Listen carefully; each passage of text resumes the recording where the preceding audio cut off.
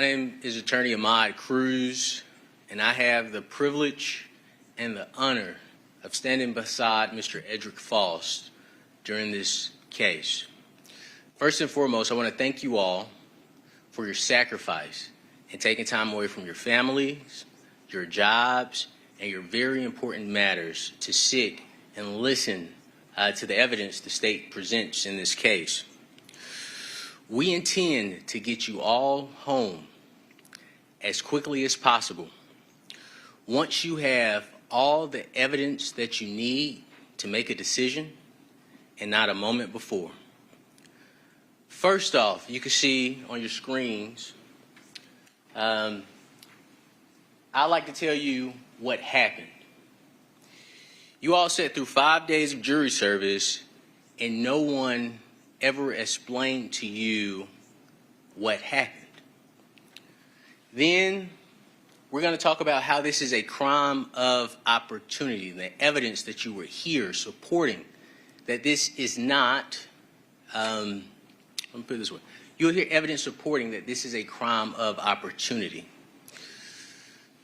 Then we'll get into Chris Melton's and Tara Baker's relationship and what the evidence will show there.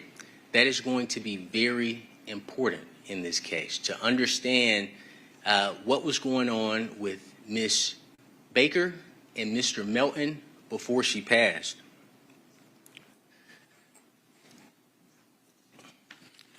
Then we're going to talk about then I'd like to talk about with you the initial investigation in this case. This investigation, when it came to Mr. Faust, that isn't the initial investigation, but this investigation, when it came to Mr. Faust, you may decide that this is one of the most thorough investigations in Georgia history. In fact, you will learn that this investigation reached a level of desperation. And at the end of this trial, you are going to have questions that the state is not going to be able to answer. And I believe during the state's opening, they admitted one, which is they cannot present evidence to you, or they cannot answer the question of how Mr. Faust would have gotten into Miss Baker's home. They also can't answer the question of when did Mr. Faust's DNA get in Miss Baker's body. They don't know. They won't be able to answer the question, how would Mr. Faust get away from Miss Baker's home unseen at the time of the morning that they said he committed this crime? The evidence will show that in Deer Park, black people simply walking were reported. In fact, on January 19th, 2001, the day Miss Baker passed away, there were 3 individuals reported, two, but one person was reported twice. It was a black male. He had a afro, and he was wearing a bright orange shirt. And the witnesses say, hey, he's just walking normally through the neighborhood. Is he looking around suspicious? No. Is there anything unique about him? No. Actually, when I pulled out my car to get out the driveway, he stopped for me. So the state won't be able to answer if they're reporting individuals walking through the neighborhood. How did Mr. Faust get away unseen in the middle of the morning? And the last question that the state won't be able to answer for you.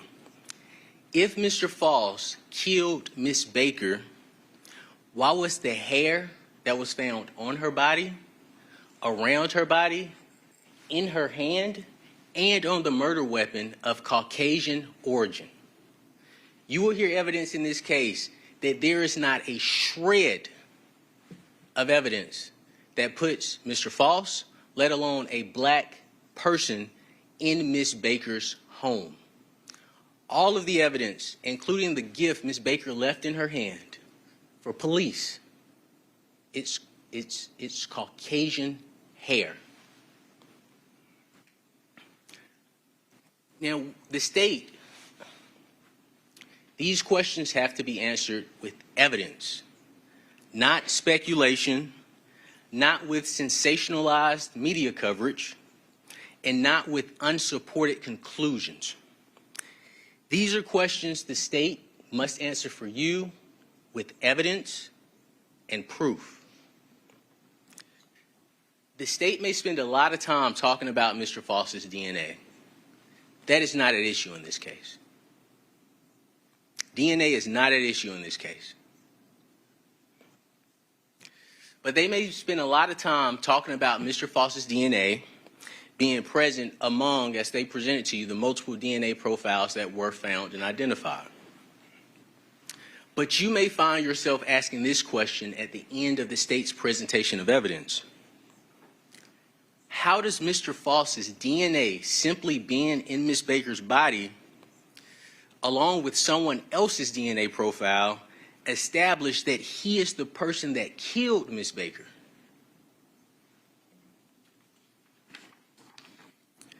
And this is why you all are here today. This is why we are here today. We're not here to talk about, and the state is going to present this type of evidence. We are not here to talk about how bad of a person Mr. Faust may have been, how horrible of a boyfriend he may have been. That's not evidence in regards to what they must present to you to prove that Mr. Faust is the individual that committed these acts that they've chosen to charge him with in the indictment. We're here to talk about and find out whether the state's evidence proves beyond a reasonable doubt that Mr. Faust committed the crimes that he's charged with. That's it. That is why we are here. And in this trial, the question is not who killed Ms. Baker. That is not the question that anyone is asking you to determine. But again, the question is simply, does the state's evidence that they present to you prove that Mr. Faust, proves beyond a reasonable doubt that Mr. Faust is the person responsible for burglarizing Ms. Baker's home? He's charged with burglary in the indictment, sexually assaulting Ms. Baker, and killing Ms. Baker. That's the sole question you have to answer. Not who did it, just does the state's evidence support beyond a reasonable doubt that Mr. Faust is the person that committed this crime. And that's the key issue in this entire case.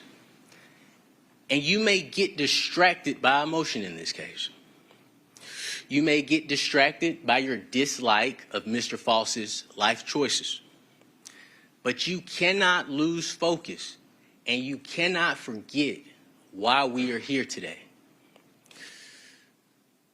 You are here on a murder, a rape, an aggravated sodomy, and a burglary case. You're going to learn that this is not a case of stranger-on-stranger violence, but rather a case of interpersonal violence. Interpersonal relationship violence. But you cannot be distracted. You can't be distracted. The reason we all chose you is because we thought you were the best jurors to sit on this case. You would not be distracted by emotion, and you would let the law guide you and come to a just decision. The death of a person is a horrible, horrible tragedy, and no one in this courtroom would tell you otherwise. We are not the media. We don't have the opportunity to speculate and draw in viewers. We don't have the opportunity to sensationalize this case of Ms. Baker's life. And that's what we're going to talk about during this trial, is Ms. Baker's life. We're going to show you what Mr. Faust looked like in the year 2000. If you would. This is Mr. Faust in the year 2000. He looks completely different than he looks now. What we put an emphasis on, and what you'll hear in evidence, is this is how Mr. Faust carried himself. He was a very well-dressed, clean-cut individual. He wore jewelry. He drove nice cars. We expect the evidence to We expect the evidence to show that. We're also going to show you a picture of Mr. Faust on February 8th, 2001, which is about 2 or 3 weeks after Ms. Baker's death. This is Mr. Faust about 3 weeks after Ms. Baker's death. Without a haircut, obviously, without his jury in, but this is a picture of Mr. Faust. And the evidence will show this is how Mr. Faust looked after Ms. Baker's death. In 2001, the evidence will show that Mr. Faust was a 25-year-old bar-hopping playboy. You will hear for some of Mr. Faust's ex-girlfriends, particularly the state will call Miss Brenda Sweeney. And you will learn in this case that the state, Miss Elizabeth Bigham, she will testify that she's reviewed every single document in this case file. And based on her review of that information, what you will learn is that Mr. Faust did not stay at 350 Cooper Road. Mr. Faust actually stayed in Knollwood Apartments with his girlfriend, Miss Brenda Sweeney, at the time. And this is information that the state has had before today and during the entire pendency of this case. So what happened? That's the question that we're here to figure out. What happened with Ms. Baker? This is Ms. Baker shortly before she passed. This is her law school photo that she took while she was a student at the University of Georgia. And these are Chris Melton's hands after Ms. Baker's death. So Ms. Baker was killed on January 19th, 2001. These photos were taken on January 21st, 2001. This is Mr. Melton's left hand. This photo, these are Mr. Melton's right hand. During this trial, you will learn the nature of Ms. Baker's death. It was an overkill. And what we mean by that, it was terrible. That's the best word I could use. It was terrible. It was a horrible death. Ms. Baker was not only unalived, but the person who did this to Ms. Baker, they beat her, they punched her over and over and over again. And you will hear from the medical examiner the injury she had to her face. Her eyes were swollen and blackened. And then this individual, and we don't know the order, but this individual, this sick individual, then took Ms. Baker's printer cord and wrapped it around Ms. Baker's neck. And he laid on top of Ms. Baker as he pulled the opposite ends of that printer cord, strangling her. That individual, at some point, again, we don't know the order that this took place, but these are the things that took place.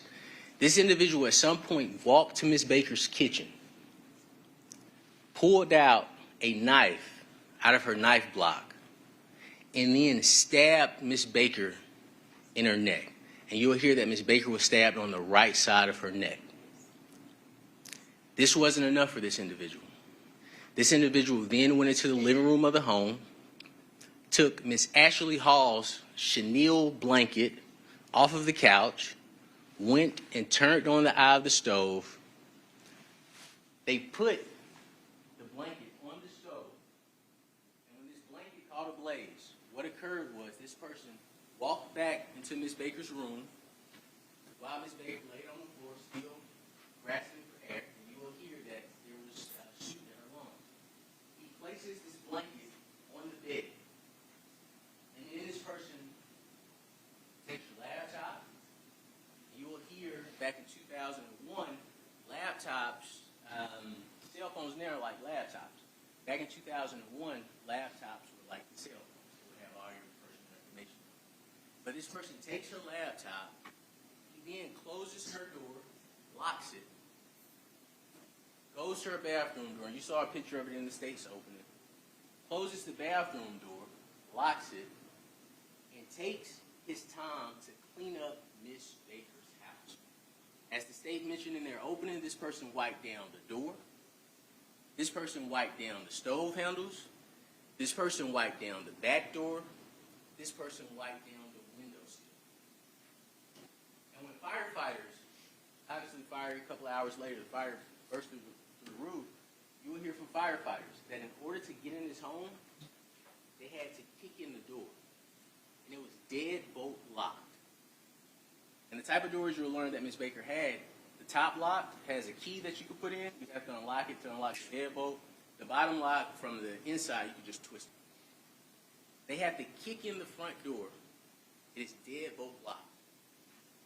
And the back door, there's so much smoke, and the state said this in their opening, there's so much smoke in the house, the firefighter goes to the back door to unlock the door, and the deadbolt is locked on the back door. But what you will hear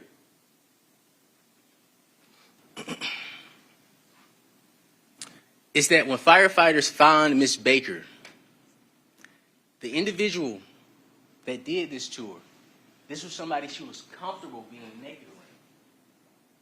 The state is not going to present any evidence that clothes were ripped off of her. The state is not going to present any evidence that clothes were found near her. The state's not going to present any evidence that a towel was around her. She was completely nude. No clothing around her body at all.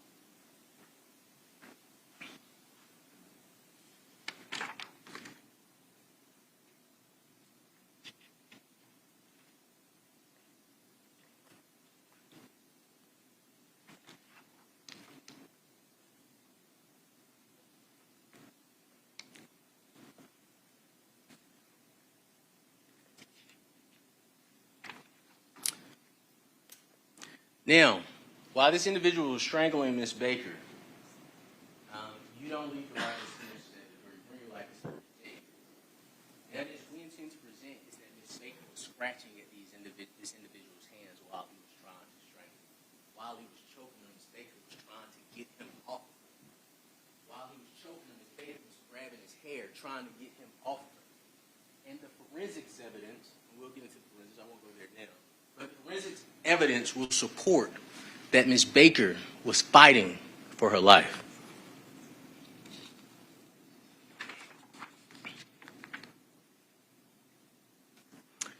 Now, I mentioned the back door, that the back door was deadbolt locked. You will hear from a young lady by the name of Miss Kishana Armstrong. She's Ms. Baker's neighbor. Okay? Ms. Baker stayed at 160 Fun Drive. Ms. Armstrong stayed at 140 Fun Drive. So if you're looking at this map, Ms. Baker's home is here where the blue tarp is. Ms. Armstrong's home is right there, 2 houses up. And what Ms. Armstrong could tell you, and this is the same thing she told law enforcement 20 plus years ago that they ignored, was that, hey, it was 7:45 in the morning. I was going to my car because I had classes. I was getting ready to go to school. And to my surprise, I found it odd that a white guy was running through my backyard with a white T-shirt on and light blue jeans. And Ms. Armstrong is going to tell you,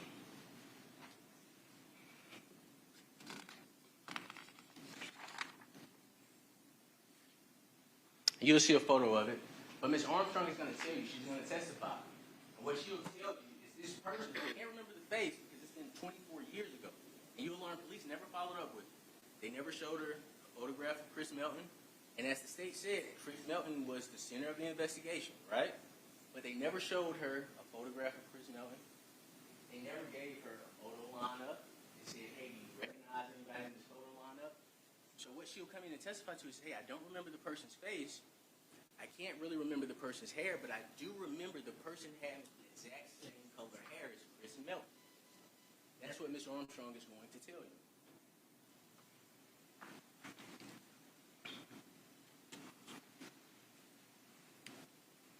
This is Chris Melton, back in 2001. Ms. Armstrong is going to tell you that she can't remember her hairstyle. She's like, I can't really remember her hairstyle. I don't know what that was. But I do vividly remember this person's hair color. And what you'll learn is police never even asked her the hair color. They don't even ask her. when they interviewed her 20 years ago, they don't ask her about the hair color. Only thing they ask her, how tall is the person, what age group does he look like he's in, and she'll say he looks like he was in his 20s. He had kind of like a medium athletic type of build, and they're aware that Miss Baker is dating Chris Melton. They never show her a photo of Chris Melton. You will learn in this case that law enforcement ignored Miss Armstrong for 25 years. We had to reach out to Miss Armstrong. Once Mr. Faust was arrested, Miss Armstrong was no longer needed. Crime of opportunity. I told you that I would talk about how this crime is a crime of opportunity. During this trial, one of the most important facts that you all will learn is that Miss Baker did indeed have two roommates. One of her roommates is Dr. Valerie Lowe. I believe you heard about her from the state. Then she went by Miss Valerie Lane. She was at school. And also Mrs. Ashley Peavy Hall. At the time of this case, in 2001, she went by Miss Hall. You will learn that each girl had a boyfriend, and we are counting Miss Baker and Mr. Melton. So at any given time, you will learn that there were 6 people in the house. And it was very rare, you hear testimony, it was very rare that someone would be at the house alone. However, on January 18, 2001, being great roommates, Dr. Lowe tells Miss Baker, hey, I'm not going to be home. I'm leaving town. I believe she was going somewhere with her boyfriend, so she was going to be out of town. Miss Ashley Peavy Hall tells Miss Baker the exact same thing. And you will hear testimony about Miss Baker's response. But what you will know is that Miss Baker was home alone. What you will also hear is that Miss Baker and Chris Melton spoke the day before her death 5 times. There was a 22-minute call. There was a 5-minute call. There was a 19-minute call. And there was 2 other short calls the day before her death between Miss Baker and Chris Melton. And when law enforcement asked Chris Melton the day of the crime, or the day close to the crime, hey, did you know that Miss Baker was going to be by herself? He said, of course not. He said, of course not. I didn't know that. She wouldn't have told me anything like that. But I do remember me telling her that I wouldn't be able to come down to Athens and spend the night with her. A couple of years go by. And police do this is a part of their investigation tactics. Police ask him again, hey, do you remember if Miss Baker told you that she was going to be home alone by herself the day before she died? Chris Melton then tells law enforcement, I don't remember. So a question that you will have to ask, maybe a question that you will have, is if your future fiancée told you she was going to be by herself and died the next day, is that a fact that you will forget? You will also learn about the nature of their relationship. Dr. Lowe will tell you that Ms. Baker and Mr. Melton, first semester of law school, like this. They're really tight, really close. Mr. Melton will probably testify that if there are 7 days in a week, 5 of those days, him and Ms. Baker would be together. And this is first semester. But you will hear from Dr. Lowe that on New Year's Day of 2001, she came home, and to her surprise, Miss Baker was home alone. And she talked to Miss Baker about it, and she asked her about it. Miss Baker gave her a response. I won't get into that. But Dr. Lowe will say there was a change in the relationship from that day up until the time Tara had died. They were not spending as much time together as they used to. But you'll also hear from Miss Baker's best friend. And I say best friend because Chris Melton stated, and that may be his testimony, that Mrs. P.D. Hall was Tara Baker's best friend. She described the relationship to law enforcement as it's pretty much like watching the normal ending of a relationship. But when law enforcement asked Mr. Melton about the relationship, Mr. Melton says, "Oh, everything was fine. She was my borderline fiance when we were about to get married."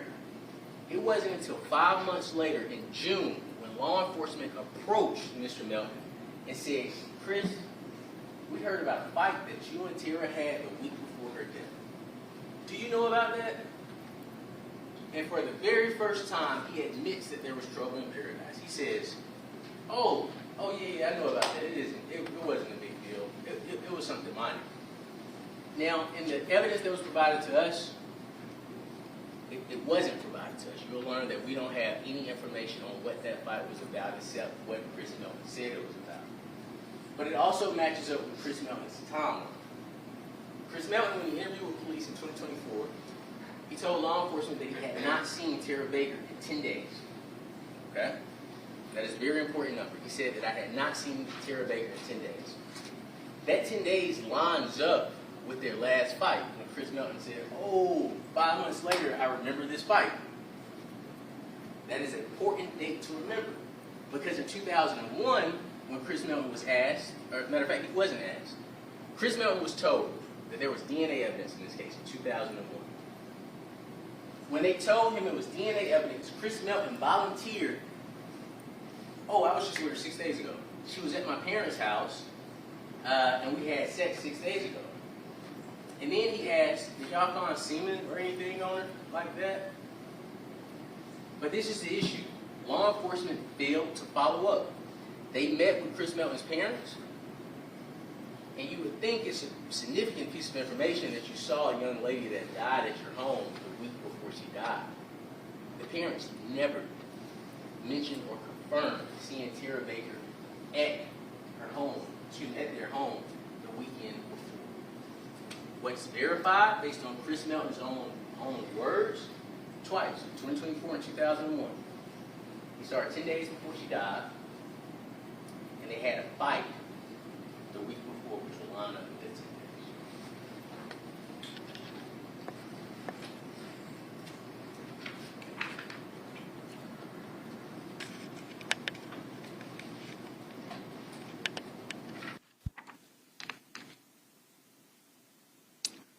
I promised you that I would talk to you about Chris and Tara's relationship.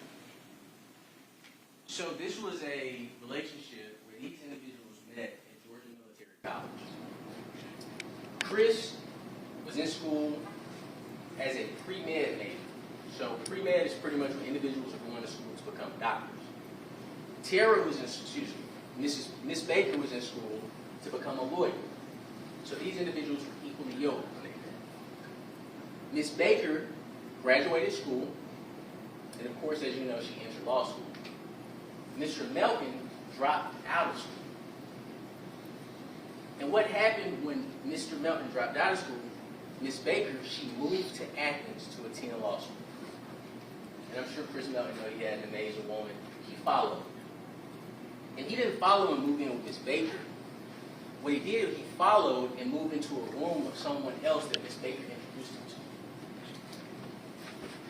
And you will learn that Mr. Melton, to stay close to Tara, was traveling back and forth every day for work from Athens to Covington, Loganville, Gwinnett County, Georgia, every single day while Miss Baker was attending law school.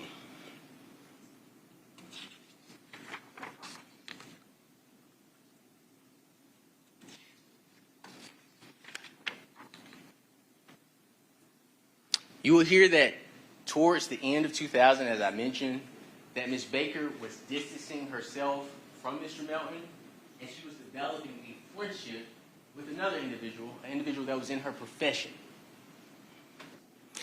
Her roommates will also tell you that the relationship with Mr. Melton was coming to an end.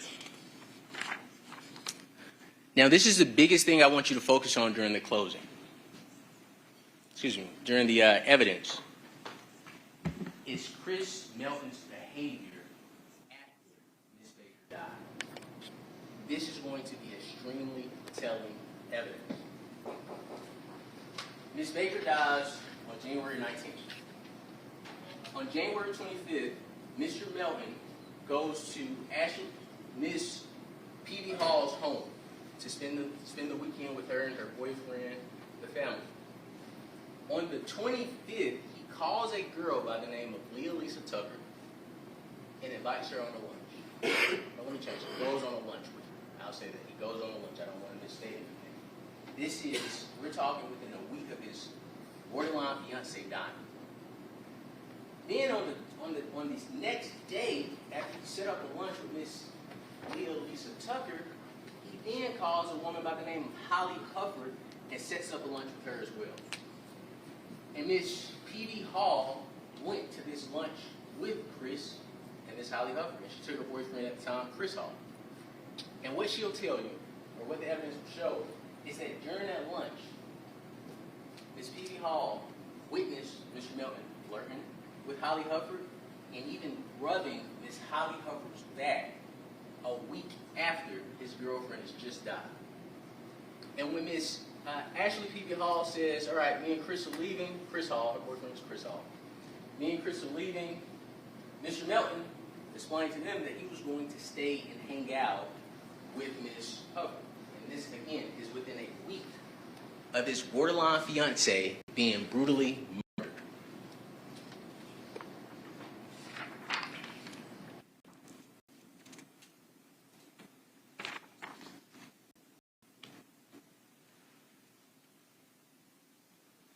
You'll learn on January 27th, after hanging out with Miss Hufford, he called her around 10 o'clock that night and told her if she was out on the town to give him a call.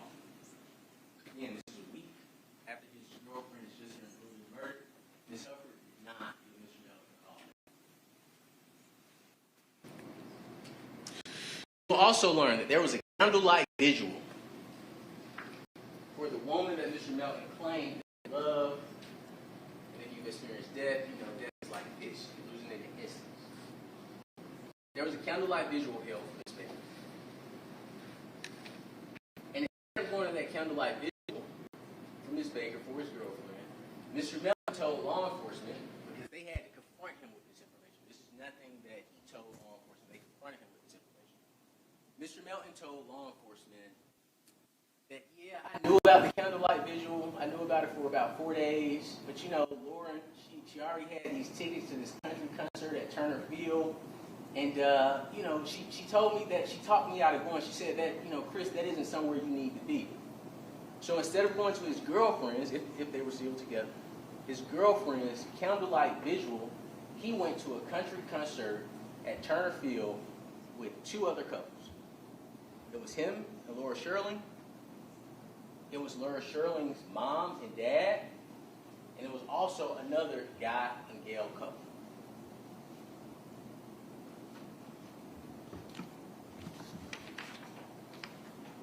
You, the jurors, will have to decide if Chris Melton's actions after Miss Baker's death were consistent with someone who had suddenly lost their future wife. Next, I'd like to talk to you about law enforcement's failures. And there was a lot of failures in this case. During the trial, you will learn this case is not simply about my client, Mr. Faust. This case is not simply about Mr. Melton, nor is this case simply about Tara Baker. You will learn that this is a case of law enforcement neglect and failure. The evidence will show while this entire community was in dread and fear, law enforcement had enough evidence supporting that the person that killed Miss Baker was right in front of them. But because of the cameras, because of the media attention, and because of the sensationalism, they have Mr. Faust sitting in that chair. The evidence will show that law enforcement knew, this is information they're aware of, law enforcement knew and ignored, as I mentioned, that all the human hair found on her body that did not belong to Miss Baker was of Caucasian origin. You will not hear a shred of evidence that there's an African-American man's hair on Miss, African American's hair on Miss Baker's body. And the reason we showed you the photo of Mr. Faust with the afro is because he had a lot of hair.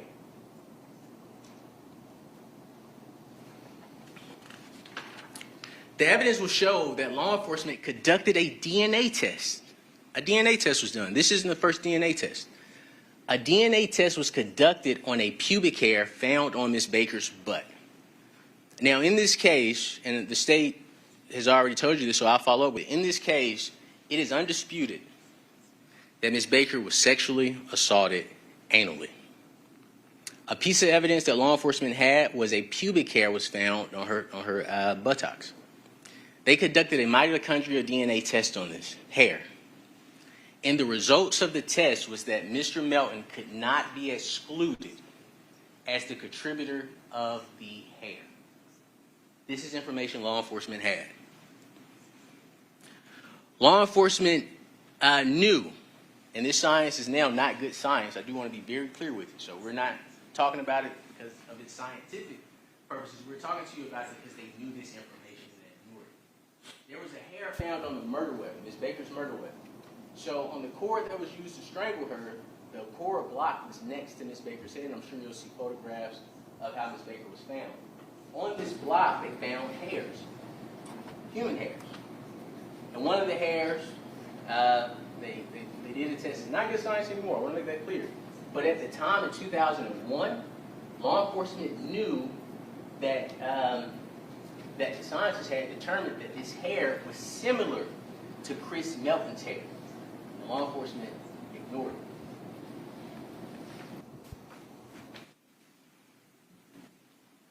Law enforcement knew and ignored, and the state has already told you this, there was no evidence of forced entry in Miss Baker's home. They talked about a window. This is what you will see in the evidence.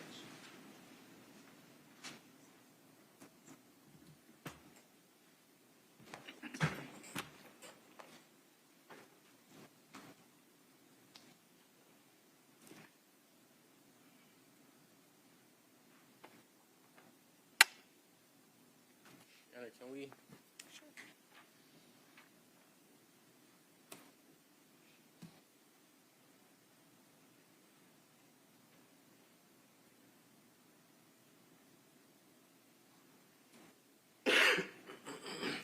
This is the window that the state talked to you about. It's not the best picture, but what you'll see is there's a screen in this window. Because they could not figure out how the person got into the home, they started going around the house and they saw a bent screen. You will hear they saw a bent screen. And because the screen is bent and in the window, they assumed, hey, maybe this person broke in the house by taking the screen down, lifting up the window, lifting up the blinds, climbing into the window, committing this crime. Then, because the doors are locked, they climbed back out the window, let the blinds down, closed the window, then put the screen back in place. And I'll show you a closer picture of what you'll receive in evidence of that screen. That's a closer image of it. And this is one more image of that screen as well. And it's just showing the shape it was in when law enforcement saw this screen window. That's the outside. Now we're going to show you the inside, and this is what you'll see in evidence as well.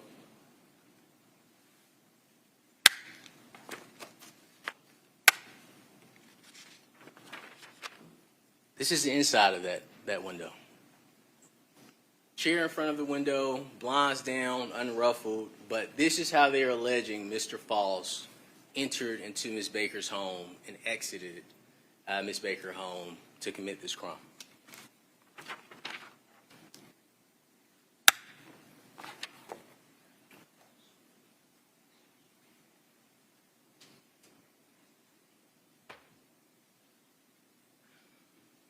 But law enforcement ignored that there was no signs of forced entry into her home.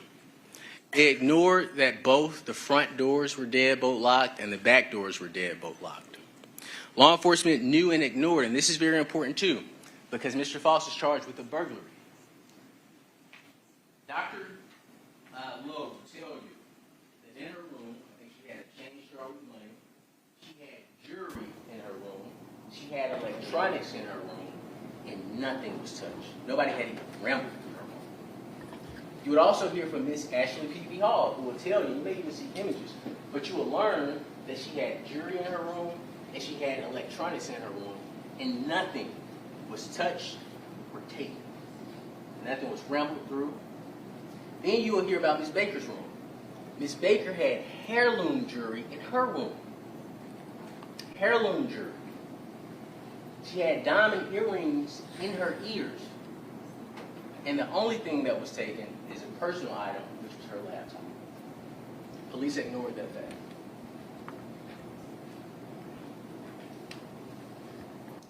Law enforcement also ignored, and well, let me say this. So we don't have to prove anything, right? We don't have to present any evidence. The state has to answer the questions when it comes to this case. There are no questions that we have to answer.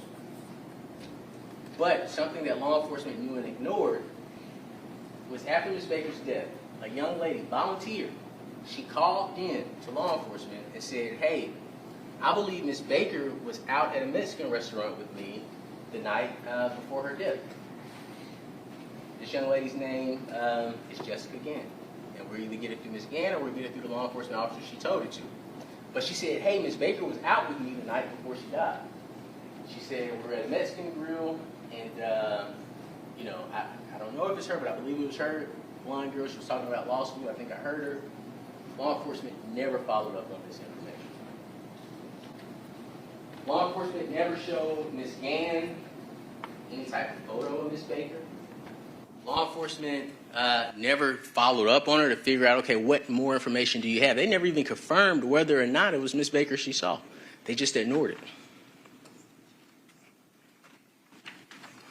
So the state cannot present evidence to you supporting that Ms. Baker, after she left the law library the night before she died, that she did not go out. They don't know. They don't know if Ms. Baker went out.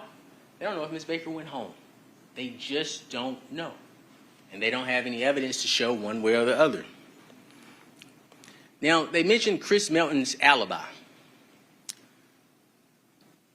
On January 21st, Chris Melton's parents told him, law enforcement, they are after you. They are coming for you, Chris. And that is a quote from Mr. Melton. That his parents told him, Chris, they are coming for you. This was January 19th to 21st. It was in January 2001.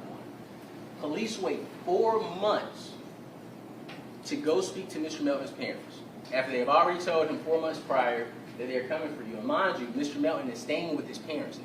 So he's in the house every single day. They asked the parents, hey, can you tell us what your son was doing 4 months ago on January 19, 2001 at 7 o'clock in the morning? Can you give me a rundown? Surprisingly, and Chris Melton, you'll learn, is their only son, unless they've had children since then, but he was their only son at the time. They say, oh, he was at home. He was here. I remember seeing him. He was walking around. We were mulling around that morning. And then he left our house, and we know exactly where he went. How would they know that information? How would they know where Mr. Melton was going 4 months prior? But this is law enforcement confirming Mr. Melton's alibi, speaking to his parents 4 months. 4 months after Ms. Baker's death. Law enforcement failed to verify Chris Melton's alibi thoroughly. They just started taking words for, oh, he was here? Okay, perfect. He was with you? Okay, perfect.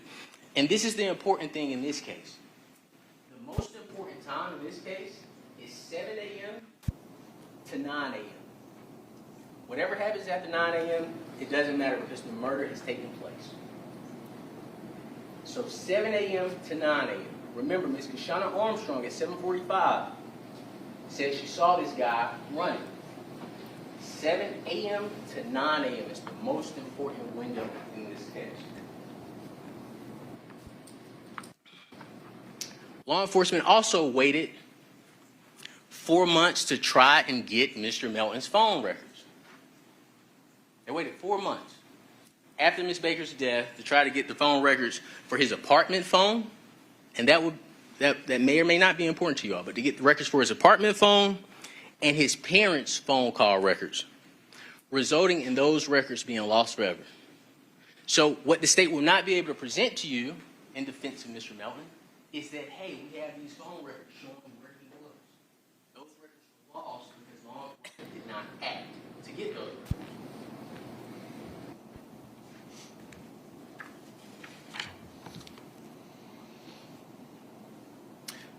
This is the most important thing. So they showed you all a map of Miss Baker's home at Cooper Road, and they showed you where Mr. Faust's home was located. You all remember that? Seeing the box? Okay.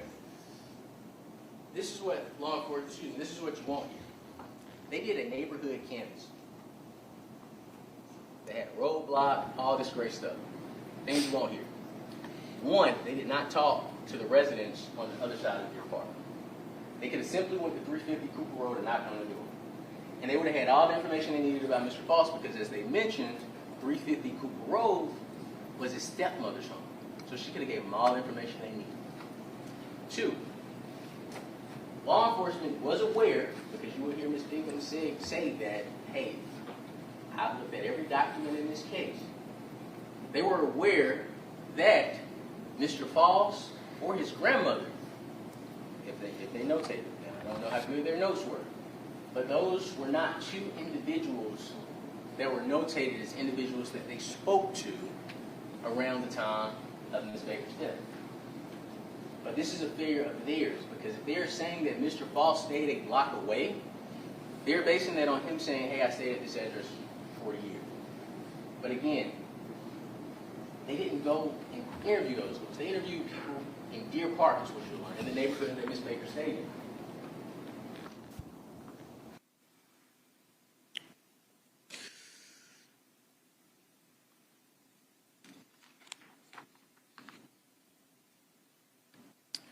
Chris Melton, another important fact. After Ms. Baker's death, Chris Melton comes to the police department with his hands covered in plumber's glue. You will hear from law enforcement that there was a shirt that Miss Ashley P.B. Hall, and she's an amazing friend, she did everything she could to try to figure out what was going on with Miss Baker. When Chris Melton came to her house, there was a shirt that she washed, and it was a substance. She called police and said, hey, we believe there's an issue with this shirt. And what law enforcement determined was the substance on the shirt was the exact same substance Chris Melton showed up to the police department with his hands covered in the day of her death. Now, you may hear the audio is grainy. I'm going to try to play it for you all. But you may hear law enforcement. I'm going to play it. I have to play it a couple of times. But you will hear law enforcement ask him, and this is a quote, do you want to wash them things? And Chris Melton says, no, this is neat right here.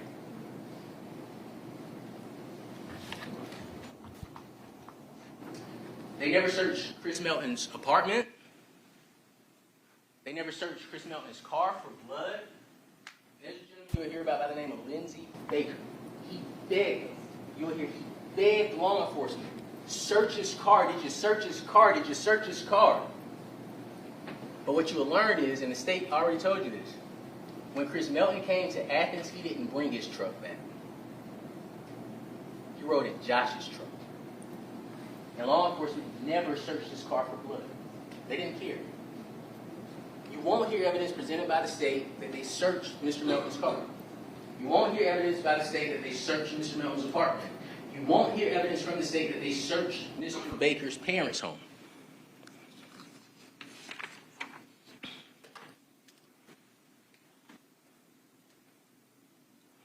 In regards to the claim that Mr. Melton made that he saw Miss Baker 6 days before her death, law enforcement never attempted to confirm that. They just took his word for it. Parents didn't confirm it. No one confirmed it. They just simply, well, Chris said it, so it must mean it's true. Let's talk about the forensics. I've already talked to you about the hair. There's no, and I'm going to talk about this twice. When law enforcement met with, and the state told you this, when law enforcement met with Mr. Faust in the interview, what they told Mr. Faust was that your DNA was found in a house in Deer Park. You will hear no evidence that Mr. Faust's DNA was found in any place other than Miss Baker's body. His DNA was not in the house unless you're saying in the house because it's in Miss Baker's body. But there's no DNA of Mr. Faust ever being present in that house. And you will hear he is adamant. I have never been to, I don't know anybody over there. He's going to say that. What law enforcement did not do, matter of fact, before I get into that, there are no handprints belonging to Mr. Faust. There are no fingerprints that the state will present to you belonging to Mr. Faust. There is nothing inside of the house that the state will be able to present to you to connect Mr. Faust with Miss Baker's house.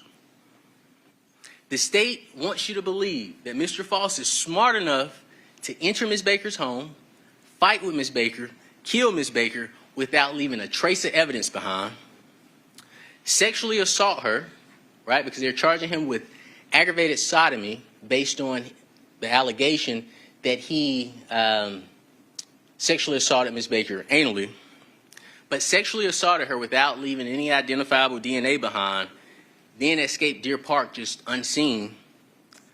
But he is dumb enough to leave his DNA in her body and commit the charged crimes at the busiest time of the morning. And I don't think the state ever told you what time they are alleging that Mr. Faust committed this crime. Their window is between 8 a.m. and probably around 8:45. And you don't leave your common sense at home. You know what's going on at 8 in the morning and 8:45 outside your neighborhoods. But you have to decide as the jurors, does that make sense? That's the question you have to answer. The DNA. I think this is the most important part of this case that I would like to talk about. We talked about the DNA test conducted on the pubic hair found on Miss Baker's butt. But I would like to talk about the sexual assault kit that the state talks to you about. So the sexual assault kit, as the state explained to you, came back with multiple DNA profiles. Mr. Faust was one of the identifiable profiles. Mr. Melton was one of the identifiable profiles. Mr. Faust's DNA. If I understand the DNA correctly, and I may not, the testimony would be much clearer to me, was found in her vagina and her mouth. Chris Melton will tell you that Ms. Baker engaged in vaginal and oral sex. That is a very important fact in this case. However, as you know from the charges read in the indictment, Mr. Faust is charged with aggravated sodomy for anal sexual assault. Chris Melton told law enforcement when they asked him, do you all engage in anal sex? No, never. She doesn't do anything like that. You know, we just have normal sex. Well, lo and behold, when they get the DNA results back, the only identifiable profile in Miss Baker's anus is Chris Melton's profile. Now, something the state mentioned, they told you in opening that gravity could make the DNA go into that area. Well, what the state says isn't evidence, but what Dr. Falzone says will be evidence. He is the medical examiner. He's the person that did the autopsy. And what he's going to tell you is that it is clear that Ms. Baker was sexually assaulted anally. Based on the injuries, well, let me use the right language. He's going to say it's consistent. That's the proper language. That her injuries to her anus are consistent with sexual assault anally. And the only identifiable DNA profile is Chris Melton.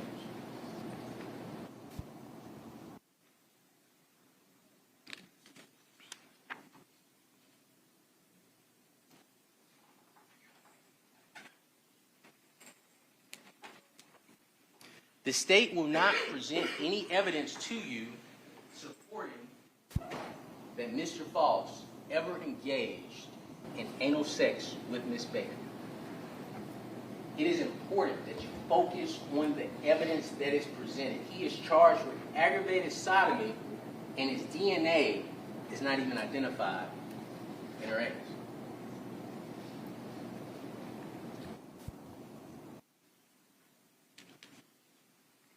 There is no evidence supporting that Mr. Faust had anal sex with Ms. Baker anytime or anywhere. The state will not be able to present evidence supporting that Mr. Faust and Ms. Baker engaged in that act. Now I would like to talk to you about what I call directing the investigation. You will learn that once law enforcement became aware of Mr. Melton's DNA in Ms. Baker's body, they learned that information that Chris Melton had previously told them was false. Okay? You heard the state tell you that DNA typically in certain places only lasts about 5 days. I left out a place. Mr. Melton's DNA was also found in her vagina as well. So his DNA was found in her vagina, anus, Mr. Faust's DNA was found in vagina and mouth. Okay. But you will learn that this DNA of Chris Melton, as the state said, only lasted about 5 days. When law enforcement interviewed Chris Melton, they asked him when the last time he saw her. He said 10 days, which I said was in line with their fight that he was approached about in June of 2001, the week before her death. Law enforcement says, well, look, and I want to make sure I say this correctly. Instead of interrogating Chris Melton and confronting him and saying, hey, you've been dishonest with us, something's not right here, we've seen the picture of your hands, what law enforcement tells Mr. Melton is they sit down and meet with him. And you're going to hear from the lead detective in this case, Elizabeth Bigham, that she asked Chris, and this is a quote, so was there ever a time in those 10 days, leading up into her death, that y'all just had a quick booty call or met up real fast or anything like that? Chris Melton responded, no. She knew what the DNA evidence was telling her. Ms. Bigham then tells Chris, I need you to be 150% honest with me. And I know that what I'm about to ask you, and I emphasize this language, is not what has been said for 23 years. And that may hinder you from wanting to be honest with me. But you've got to be honest with me. She then tells Chris Melton, look, your DNA would only last in her body 2 to 3 days. And that she needs to, and you will hear this, she needs to separate Chris Melton's DNA from bad guy's DNA. She says this. I need to be able to explain it. I need to be able to explain it. Jeremy Howell tells Chris Melton, and you'll hear Jeremy Howell testify, that the timeline needs to be correct. Everything needs to make sense. And if we know that this window is here and you're over here, I can't explain this gap. You need to be here. But Chris Melton, and you have to decide if he sticks to his story because he knows he's lied before, continuously denies being with Miss Baker the week of her death. They asked Mr. Melton, well, you know, were you with her the night before? You had a booty call with her at 12 o'clock? He says no. They said, well, how about 2 days before? No. Well, how about 3 days, Mr. Melton? Were you with her 3 days before? No. And eventually they get Mr. Melton for the first time to say in this interview, for 23 years, he changes his story to, you know what? Well, we maybe did it on Sunday. We might have did it on Sunday. And then Elizabeth Bigham tells Chris Melton in this interview, not an interrogation, in an interview, I think we just have to be able to explain it. I think we just have to be able to explain it. And that is our job, is to explain it. So we can then go after the one that we think did this. Laughs, she laughs. I mean, you know, and the evidence will show Mr. Faust is the individual that she was referring to. My client. When Chris continues to refuse to put himself and Miss Baker together, Miss Bigham, she says, if you're like, you know what, I effing lied about it 23 years ago because I was a scared, terrified kid, and you're right. I had a booty call with her that night. I left at midnight, and I don't know what happened after that. It'll be, thank you, have a nice day. We'll let you know what happens. Like, that's it.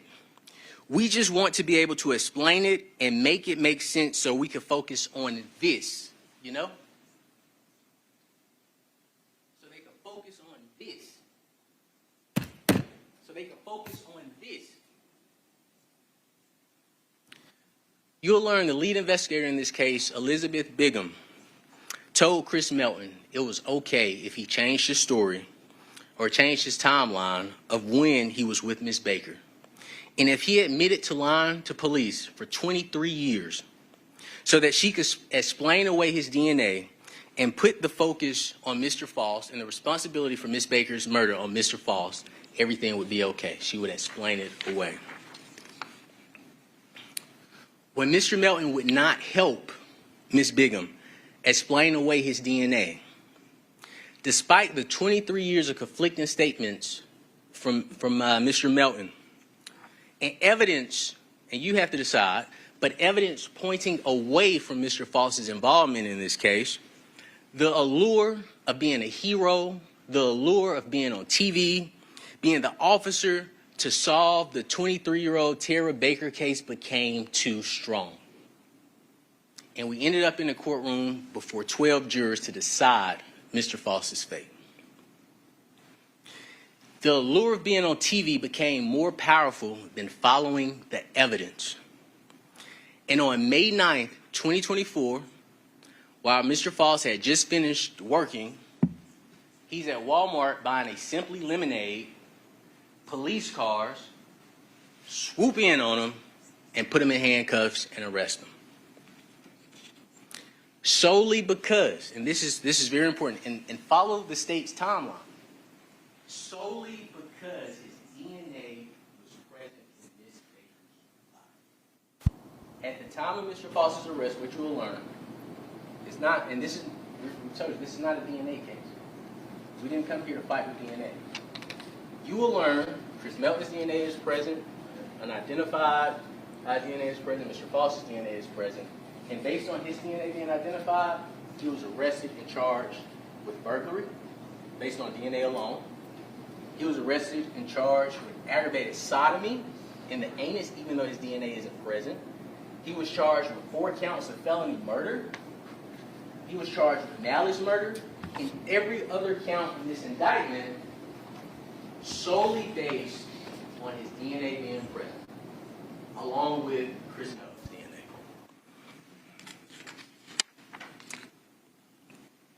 Let's discuss the state's evidence against Mr. Faust, and I thank you for your patience. Do you all need a break?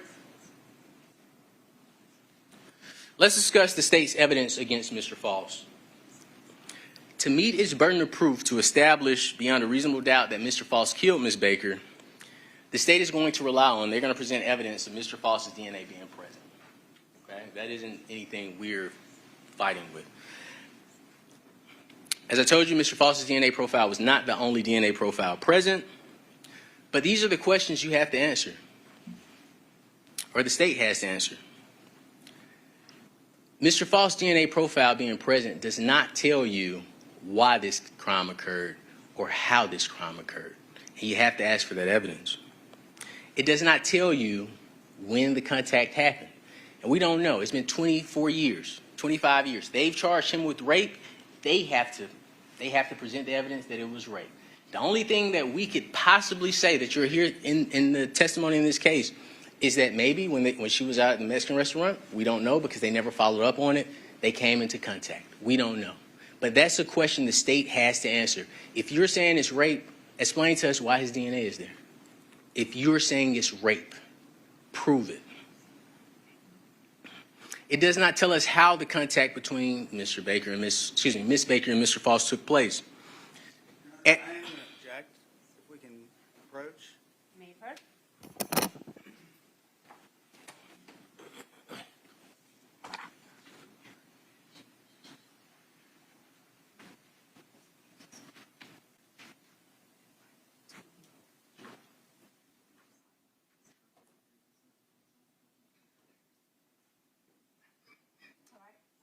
Ladies and gentlemen, we're going to have you go into the jury room for a few moments. Please don't discuss the case. We'll be with you shortly.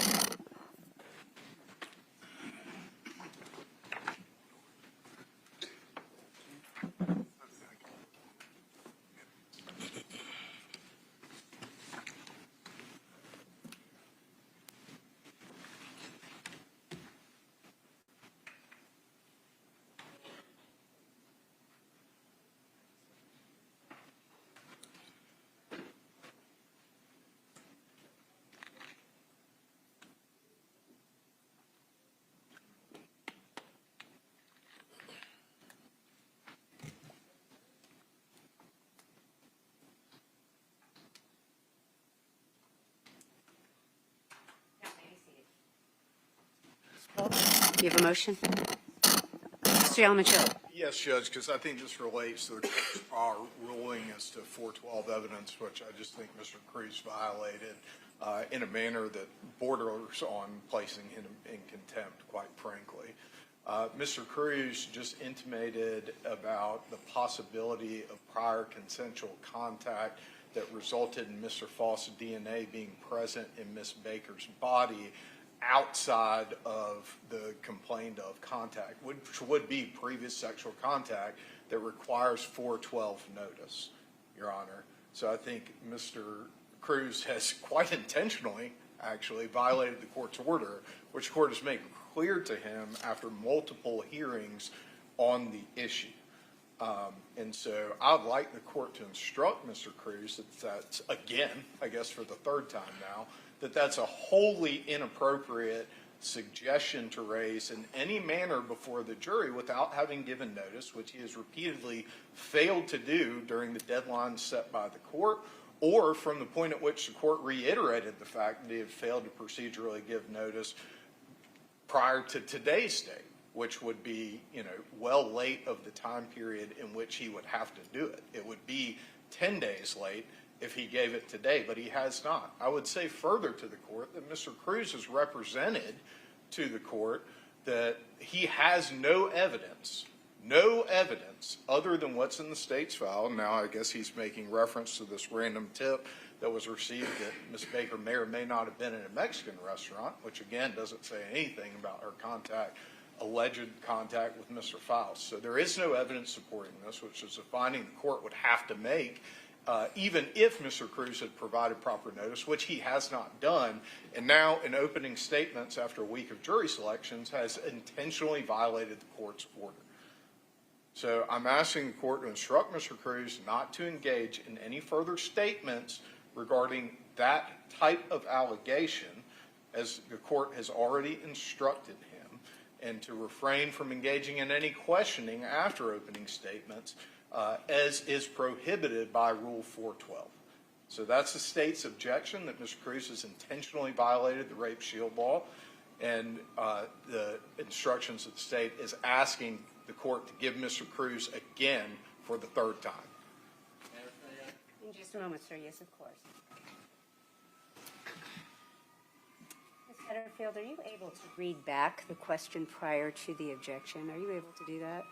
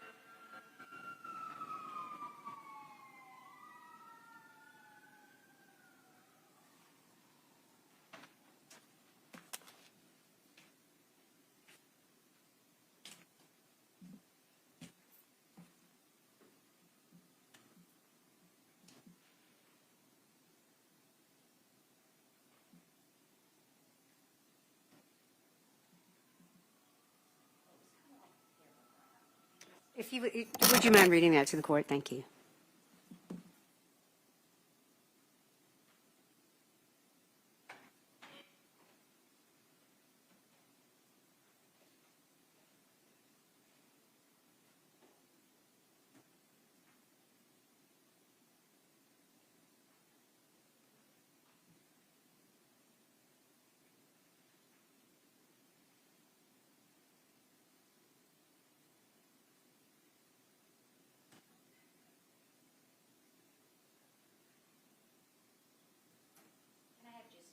Of course.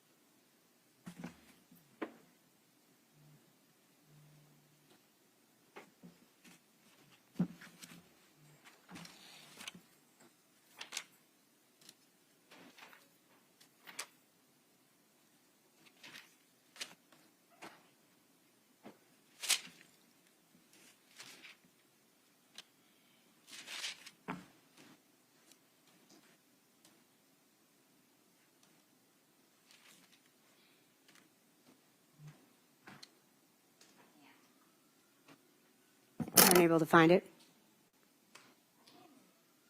If you can't, that's fine. I'll go ahead and ask the state for something. I'll let Mr. Cruz respond. If you can't find it, that's fine. I am going to go back on the record when you're ready.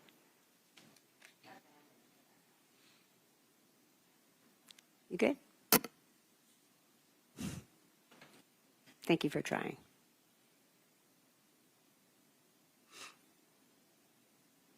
Okay, thank you. Mr. Yalamanchili, please tell the court exactly what you feel, the words that you feel Mr. Cruz deliberately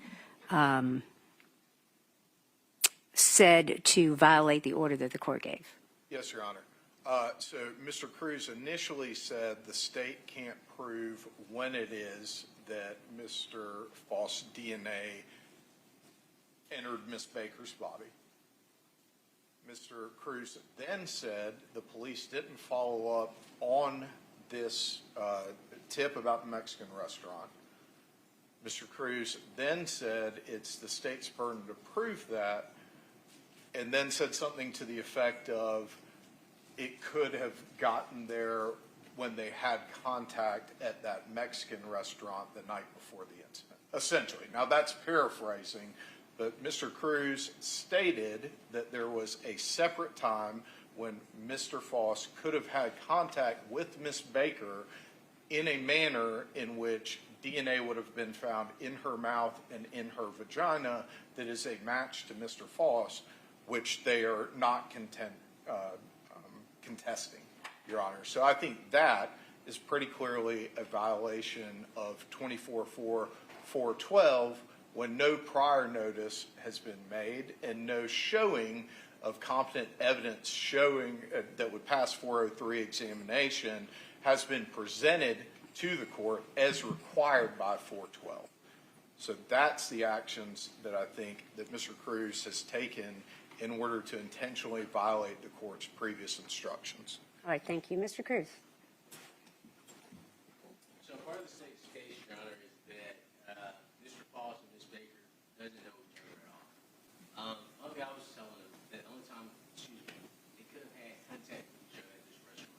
The court explicitly told me, or explained to me, orally, that I could not make an argument about consent. So I'm not making an argument about consent, but a big part of their case is there's no way possible that these two even ran into each other. I'm just addressing that fact. Nothing in regards to the honorable court's order regarding 412 or in regards to argument of consent. Now, I am arguing, as the court has heard, that it's the state's burden to prove that a rape occurred. That's as far as I understand that I can lawfully go, considering the honorable court's order to be not to arguments. Mr. Cruz, what would be the purpose of even mentioning the possibility of prior contact if it wasn't to violate the court's order? Because the state's position is simply that these two would have never run into each other. We're disputing that fact. All right, thank you. Yes, sir. And, Your Honor, since it is my motion, that is a complete and total misrepresentation of what just happened. Mr. Cruz was talking about the DNA and the fact that the state's contention is that the DNA came into Ms. Baker's body when his client was raping, sodomizing, and then murdering Ms. Baker, and then said, alternatively, that could have happened if they had run into each other at this Mexican restaurant the night before in the context of where the DNA came from. So the idea that this is just an attack on the idea that Ms. Baker and Mr. Faust could have randomly run into each other in some other social setting and that it has nothing to do with intimating that there was some kind of prior consensual sexual contact, something that Mr. Cruz seems to want to create the impression of with, as he says it himself, no evidence existing to support, is a violation of 412. And I don't see how it could be possibly interpreted as anything other than an intentional act on Mr. Cruz's part after repeated instructions from the court that he hasn't followed the proper procedural rules in order to introduce such evidence, and his own statements that would support a finding by the court, even if he had given notice, that there isn't any evidence, much less sufficient evidence under 403 to allow that allegation into the trial of this case. Thank you. Yes, sir. And Mr. Yalman does get the last word. It's his motion, but go ahead. I think the prosecutor's taking my statement, deal in gaps which conclusion is reached.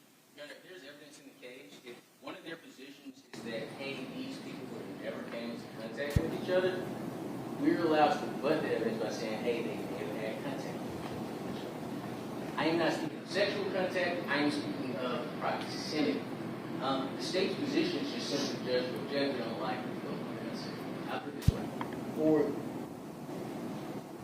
For the state to get up and say, hey, this attorney should be held in contempt because he made statements about the DNA and saying that, hey, they could have had contact with each other. And I didn't say they had sex at the Mexican restaurant. All I'm doing is saying, hey, there's a chance that these two were around each other.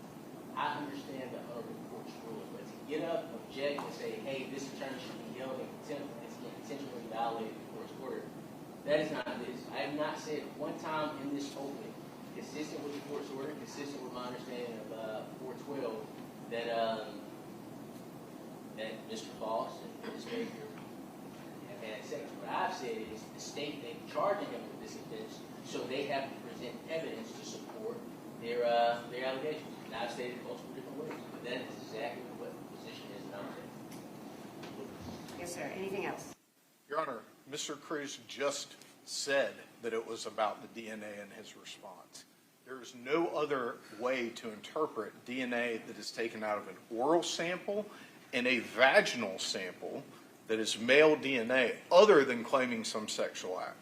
So I think not only is Mr. Cruz intentionally violating the court's previous orders, he's also being disingenuous in his representation of what just occurred in the courtroom, which the court saw for itself. All right, thank you. That's all. All right, with regard to this particular moment, Mr. Cruz, we have had discussions about this issue. And I am finding that your comments were deliberate, that you are deliberately trying to circumvent 412.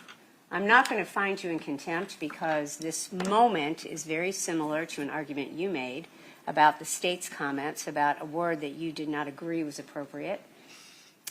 Attorneys' comments, attorneys' arguments, openings and closings are not to be considered as evidence.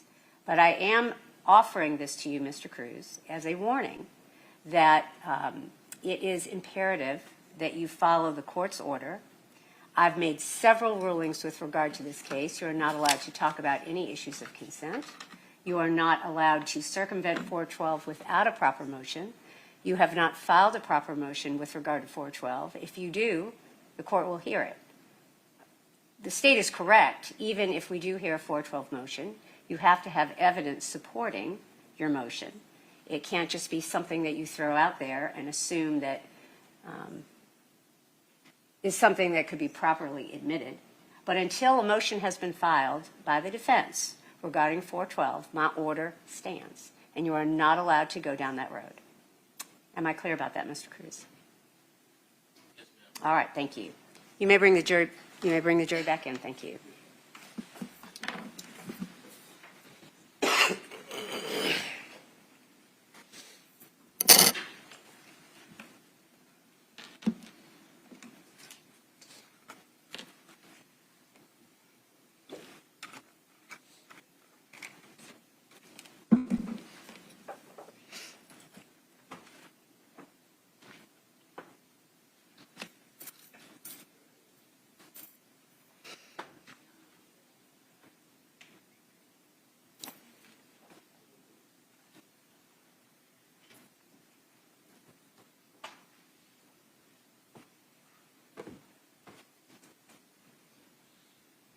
All right, you all may be seated. Thank you. Mr. Cruz?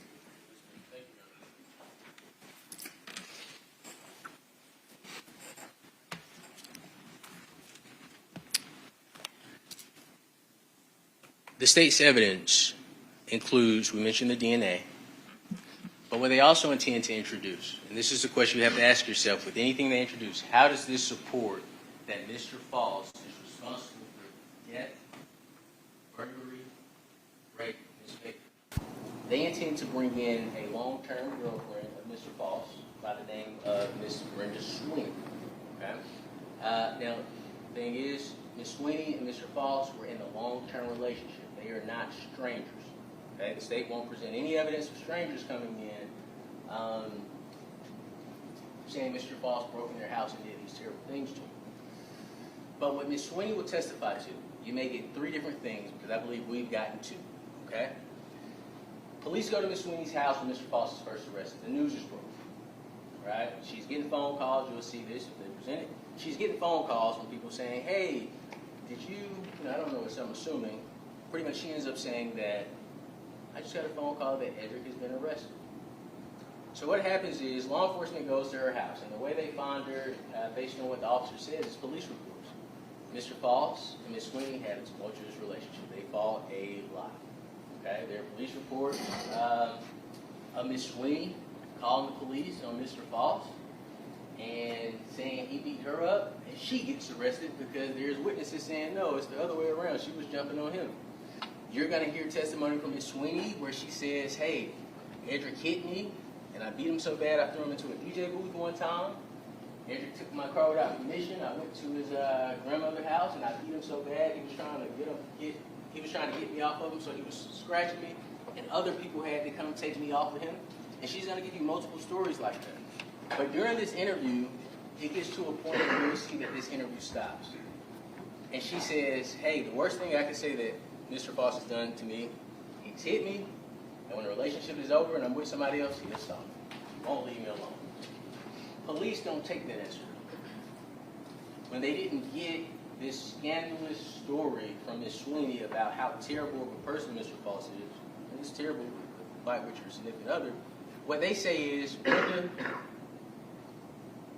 a young lady has been killed, and we want to get justice for this young lady. And we know, he's a terrible guy, and he's done terrible things to you. And just like we want to get justice for this young lady, we also want to get justice for you too. And she says, wait guys, I don't know anything about a cold case. I don't know anything about a girl dying. All right, are you saying Edrick did it? Yes, we believe he did it. And Brenda, you were involved. You were with him at the time. And you will see her, she misinterprets it. She says, what? How am I involved? And he says, well, Brenda, you were with them, so forth and so on. We've seen police reports with you too. And then she pauses for a second, and she says, Edrick used to force himself on me. And the officer says, oh, tell me more about that. Tell me more about it. And he says, did he punch you? She says, yeah, he punched me. Was he violent? Yeah, he was violent. When he would do this to you, was it vaginally, orally, anally? She said, or you'll hear it, she says, I don't know, for me, vaginally. Right? And they continue talking to Ms. Sweeney. And it gets to a point, and they may present it, they may not present it. But I want you to know this is evidence that may come in this case. It gets to a point that Ms. Sweeney is under so much pressure. And forgive me, I've forgotten a piece. Ms. Sweeney tells law enforcement that she's had multiple strokes, by the way. So she's physically suffering, and she also says it affects her memory. But it gets to a point where they get Ms. Sweeney so worked up, she says, y'all, God just gave me something. She said, I'm very biblical. She said this one time, Edrick went to this house, and there was this girl, and I don't know what he did, they set the house on fire. And they say, well, did he hurt the girl? She says, I don't know. Says, was anything taken? She says, yeah, he probably took a TV. He probably took it to his stepmother's house. The officer asks, well, how do you know this? Did he tell you? She says, he must have told me. I knew too much. And police at that moment, they don't take it like, oh my goodness, she may not be in the best space to talk, right? They continue talking to her. She tells them all types of fantastical stories. But what ends up occurring is, once I found out about Ms. Sweeney's interview, and you'll hear this too, that's why I say it's 2 sides. I speak to Ms. Sweeney. She comes to the court in front of the investigators that interviewed her, in front of the prosecutors, in front of Mr. Faust, in front of myself. And she says, I felt like they led me into those answers. She says, the only thing that I can remember from my relationship with Mr. Faust is that there was one time that we had unconsensual sex. It was not violent. the state will introduce Ms. Sweeney not as evidence supporting that Mr. Faust committed these crimes against Ms. Baker, but to get you emotionally riled up. And that's why we chose you as jurors, because we believe that you will focus on the evidence. They are also going to bring in an individual by the name of Mr. Cedric Jeffries. Mr. Jeffries is serving a 105-month federal sentence. You will learn throughout this case, multiple people, since 2001, I know at least one officer has testified that there's been people from prison called with tips, like, hey, I have this information, can I get a deal or something? Now, what you'll learn in this case, Mr. Jeffries is going to testify that I don't have a deal. I don't have a deal.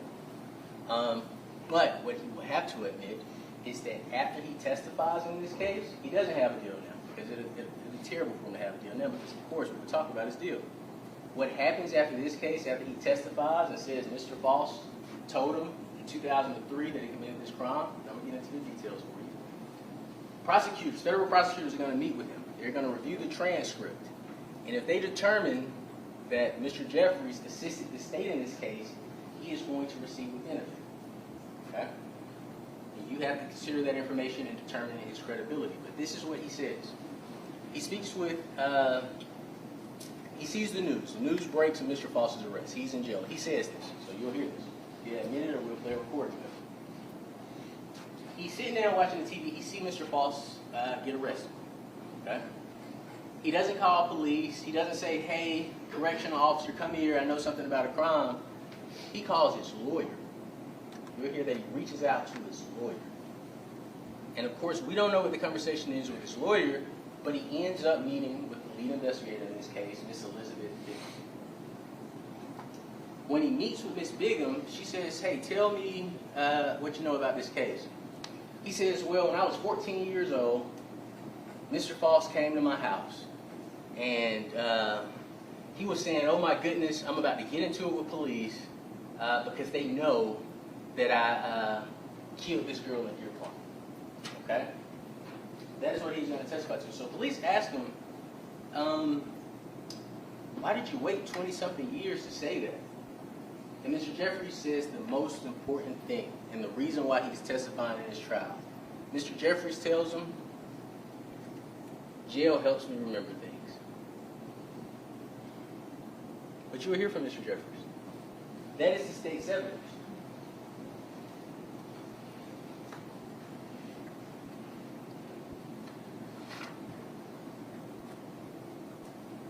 Not a single shred of evidence will place Mr. Faust in Miss Baker's home. And the state has told you themselves, they've admitted it. We don't know how he got into the house. The evidence will show that Chris Melton admitted that Miss Baker had a key to his house. You have to decide if it's reasonable that Miss Baker... I'm going to sustain that. Yes, ma'am.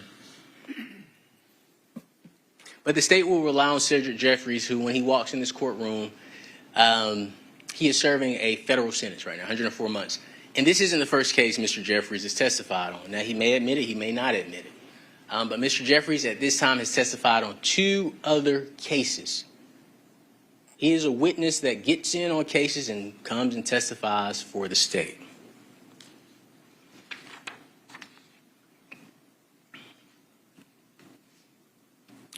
Something that's important, you're going to hear the interview of Mr. Jeffries, or he may admit it, so we may not get into the interview. But you're going to hear that Mr. Jeffries, one of the things he says is that I've never heard of this case before. Okay, and the state brought it to your attention that Mr. Faust stated that, in his interview, he made statements about Ms. Baker, and we're going to get into those statements.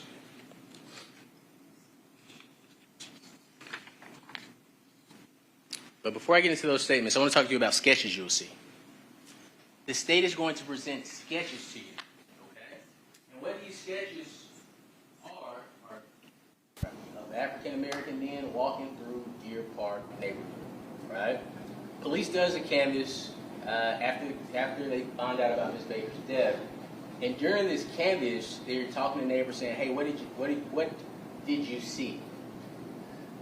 The person that stays directly across the street, and Your Honor, may we switch back to the computer?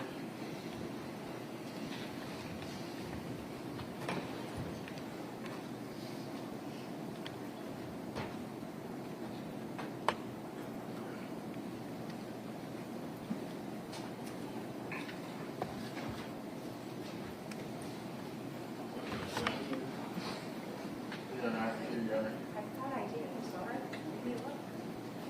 Well, you're right. So, thank you, Your Honor. So what you'll see, as I mentioned, the blue tarp, and I think you all have to be there, but the house with the blue tarp is Tara Baker's house. The house across the street, I believe that is Mr. Matthew Owens, Mr. Jay Anderson. I may be mistaken on these names, but I think Matthew Owens definitely stays there, Mr. Jay Anderson, and another individual.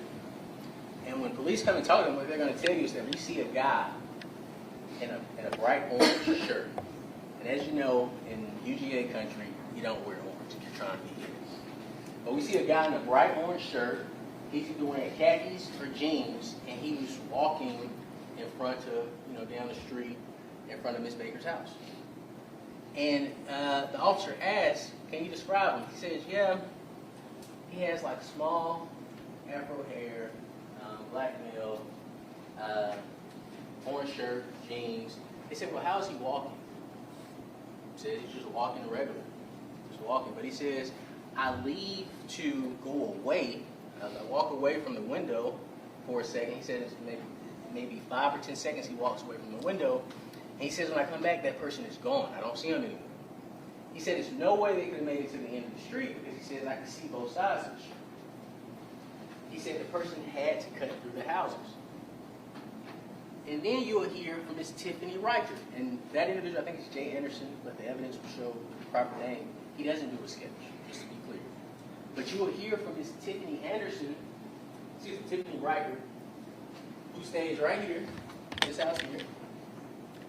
She's going to say when she's coming out of her house to get in her car, she also sees a black guy. And she gives the same description. Wearing an orange shirt, blue jeans, khakis. He's walking down the street. And that's the gentleman I said who, she backed up. She said, "You need to stop. I need to get out of my car." Now, what you'll learn in this case is on the other side of Deer Park, there's another photo you'll see during this trial, there's a Walmart. It's the Walmart on Lexington Road. So people travel from this neighborhood up here at the top through Deer Park and around here, I think somewhere around here, you can cut through and go to the Walmart on Lexington Road. Okay? And Chris Melton will tell us that African-American foot traffic was coming. Tiffany Riker would tell us that she didn't think anything of it because African-American foot traffic is coming. She thought the guy was walking to Walmart. But when police get this information, despite Ms. Kashona Armstrong saying we saw a gentleman running through my backyard, police say, "Okay, let's do a sketch of this person." So you're going to see a sketch of a guy who may not even know his picture is involved in this case. But they're going to show those sketches. But they're also going to show a sketch from a young lady. She was the wife of a tow truck driver. Okay?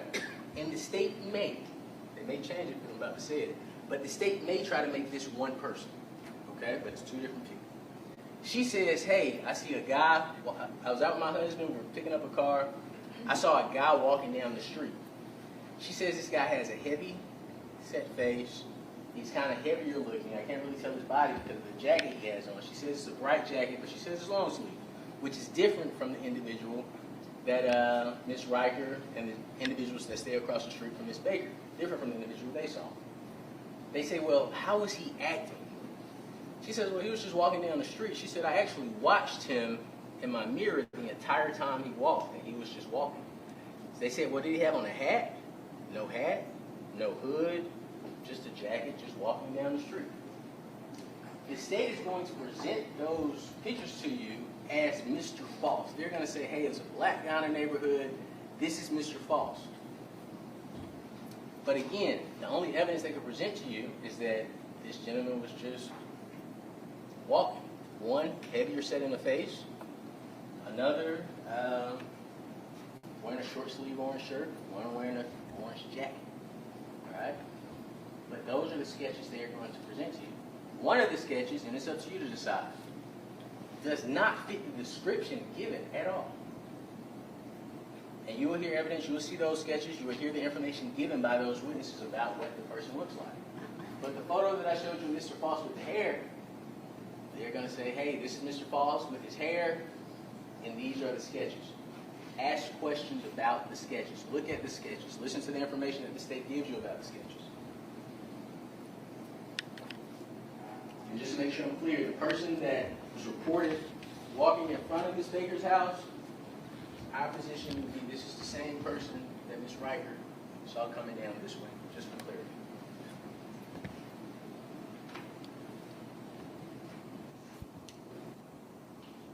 Lastly, you are going to hear Mr. Faust's interview. You're going to hear what Mr. Faust himself said about this case. You will learn, contrary to what the state has told you, that Mr. Faust was told when he was arrested, we're arresting you for murder and aggravated sodomy. They hadn't asked him anything. That's what you're here for. Murder and aggravated sodomy.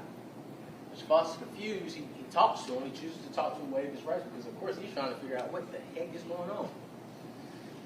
While they are talking to Mr. Faust, they didn't tell him whose murder. You will hear Elizabeth Bigham and Jeremy Howell ask Mr. Faust, did you hear about a cold case from 23 years ago? And that's how they ask him. Did you hear about a cold case from 23 years ago? Mr. Faust tells him, I vaguely remember, and this is a paraphrase, not a quote, but I vaguely remember it. I think I saw something in the paper about it. You will learn Jeremy Howell nor Elizabeth Bigham show Mr. Faust a photo of Ms. Baker. Jeremy Howell nor Elizabeth Bigham tell Mr. Faust Ms. Baker's name. They don't say, the Tara Baker case. They just say, hey, you heard about the cold case from 23 years ago. They don't even give Mr. Faust the opportunity to explain the DNA because what they tell him, and this is very important stuff, they tell him, why is your DNA found in that house? Mr. Faust say, house? I've never been to a house in Deer Park. My DNA? In the house? Your DNA is in the house. And just as much as I'm here to exonerate, I am here to hunt. But the truth is, as I've told you, the evidence will show there is not a shred of evidence putting Mr. Faust in the house. They didn't have that evidence, but they misled Mr. Faust, and of course, hearing he's charged with murder and aggravated sodomy, he's probably freaking out, and he says, I don't know anything about the house. I don't know that woman. But again, they never gave him an opportunity to confirm who they were talking about. No name, no photo, just the cold case from 23 years ago in Deer Park, and your DNA was found in the house. What you're learning in this case, one person lied to police over and over and over and over and over again. One person simply said, I've never been to a house in Deer Park, whatever you're talking about, wherever you're talking about, I don't know. And the person that's sitting in that chair is Mr. Faust. Now, Miss Baker, as we all know, is a very beautiful woman. They showed us a photo, or the photo that Mr. Faust would have been aware of. It's a glamour shot. The photo that you all saw was not a photo that was shown to Mr. Faust.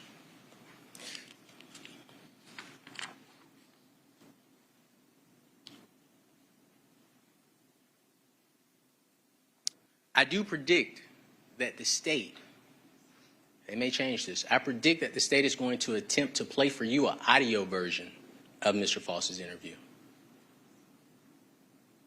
Because the video version will show that Mr. Faust was given no information other than that he was charged with murder and aggravated sodomy for a cold case that occurred 23 years ago. On the video, you will see no pictures shown to him, as I mentioned. The state's evidence may get you emotionally riled up, but those are not answers.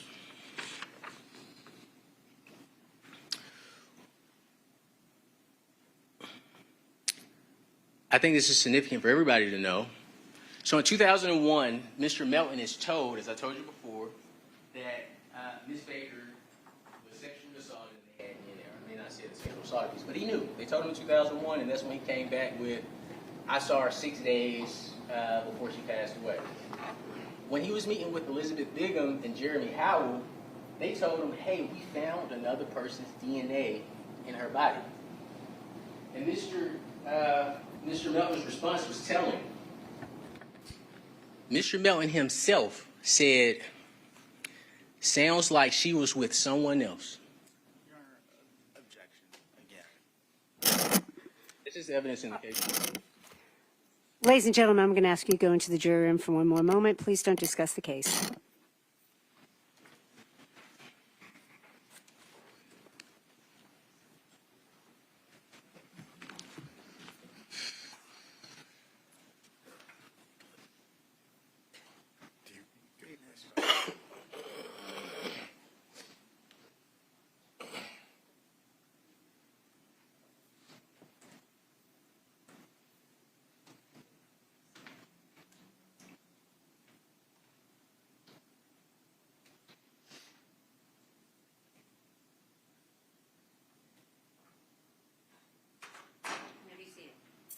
Holden, you have an objection?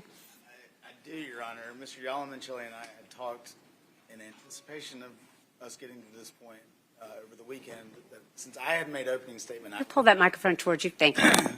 that I would object since I had made the opening statement, but since Mr. Yalamanchili had made the 412 arguments in the past that he would handle. All right, thank you. Go ahead, sir. Your Honor, as the court's aware, as the state's aware, if Mr. Cruz wasn't aware before we started all the pretrial motions in this case, he ought to be aware now. Making reference, whether it's a statement made by some other witness, whether it's elicited direct examination, cross-examination, or any other method to a relationship between Ms. Baker and anyone else that was not noticed by the defense as a 412 act is prohibited by 24-4-412. I'm not sure how much clearer the statutory language could be, not sure how much clearer the court could possibly have been in its instructions, but whether it's Mr. Cruz making reference to a statement that some witness made during an interview with law enforcement, or whether it's Mr. Cruz eliciting the testimony on direct examination or cross-examination, it is all prohibited by the rule, which Mr. Cruz has violated now for the second time in his opening statement. It does not matter. It does not matter one bit whether or not Chris Melton said that in an interview to law enforcement for the analysis of whether or not it is admissible and the methods that must be adhered to if the defense intends to admit it in any way, shape, or form, Judge. And so this is the second time before we've called the first witness to the witness stand that Mr. Cruz has violated 412 in what seems at this point to be an intentional pattern to try to work his way around the laws and rules of the state of Georgia as it relates to admissible evidence in cases involving allegations of rape and aggravated sodomy, Your Honor. So again, at this point, I don't know what the remedy is that the court wants to enact, but obviously telling Mr. Cruz not to do it isn't effective because he's not listening and he's not following the court's orders. Thank you. Cruz. Any response? Absolutely. I'm actually blown away and in shock that the state is taking this statement to be 412 argument. Our theory of this case is that Chris Melton committed this crime. Chris Melton's statement, when he's confronted with DNA that he already knew was present, that she was with someone else, it has nothing to do with us trying to get around 412. That statement is for the sole purpose of showing his consciousness of guilt. He knew this information in 2001. He's told the exact same information in 2024. And his response isn't, oh, my girlfriend, I can't believe this happened, you guys better find her. His response is just simply to say, oh, well, must believe her. It means she was with somebody else. There's no evidence that I intend to present that Chris Melton knows about Ms. Baker's sexual history. There's nothing I can intimate that Ms. Baker knows, that Mr. Melton knows about Ms. Baker's sexual history. The purpose of that statement has nothing to do with her character under 24.412, her sexual character. The purpose of that statement is to show Chris Melton's response. When he's presented with some evidence, he gives a response that's inconsistent with the person that is innocent. So this isn't a 412. I understand the state may not like what I present, but that does not mean I have to preview every single statement I have to them so they can prepare their case. This is open statement show. I respect the court. I do anything for this court. I told the court that multiple times. This is not a 412 argument. This is Chris Melton, who knows nothing about Ms. Baker's sexual history, being confronted with a piece of evidence and making a statement that shows consciousness of guilt in our court. This has nothing to do with sex. All right, thank you.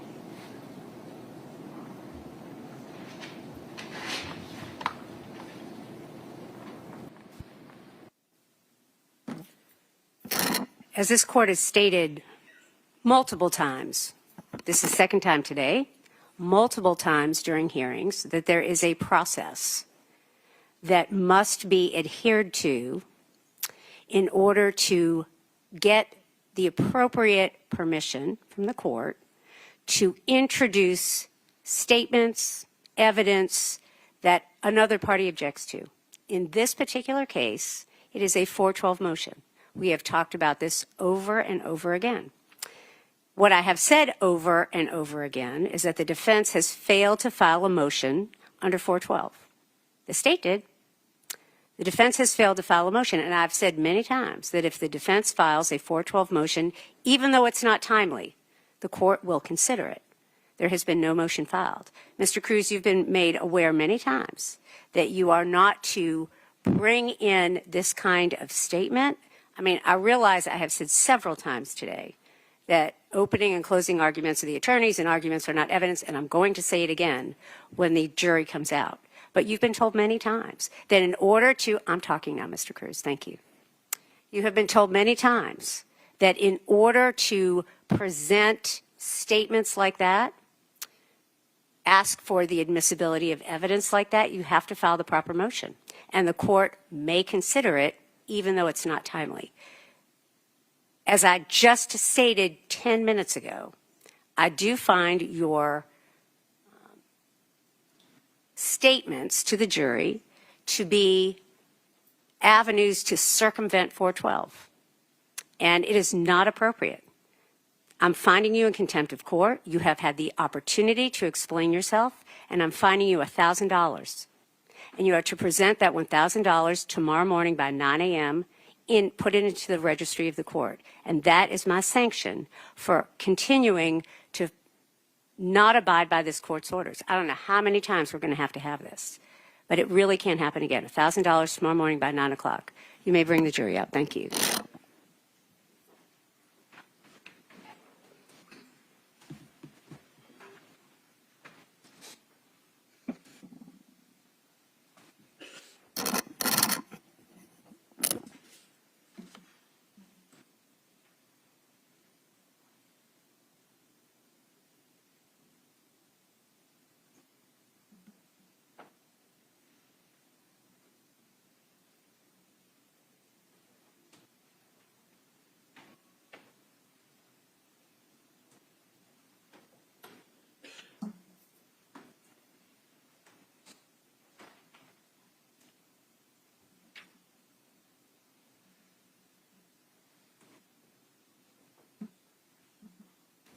All right, you all may be seated. Thank you. Ladies and gentlemen, I want to remind you that any statements made by the attorneys, whether it is in opening statements or closing statements or during arguments, any statements by the attorneys are not to be considered as evidence. Mr. Cruz? Thank you, Your Honor.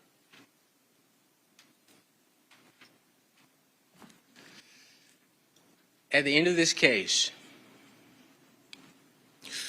when you go back home, you're sitting around the dinner table, and someone says to you, "Why did you find Mr. Faust not guilty?" You're going to say, "Well, I was fed a wealth of information. All this information came, and it boiled down to one thing. The state couldn't prove that Edrick Faust was the person that killed Tara Baker. The state could not prove or present evidence that Mr. Faust was in Ms. Baker's home. All of the hair found on and around Ms. Baker's body was Caucasian hair. Mr. Faust is an African-American man, and that's why we voted not guilty. The prosecution in a murder case is required to prove their case beyond and to the exclusion of every reasonable doubt. Not a forced doubt or a speculative doubt, but a reasonable doubt. They have to present a case from you from A to Z.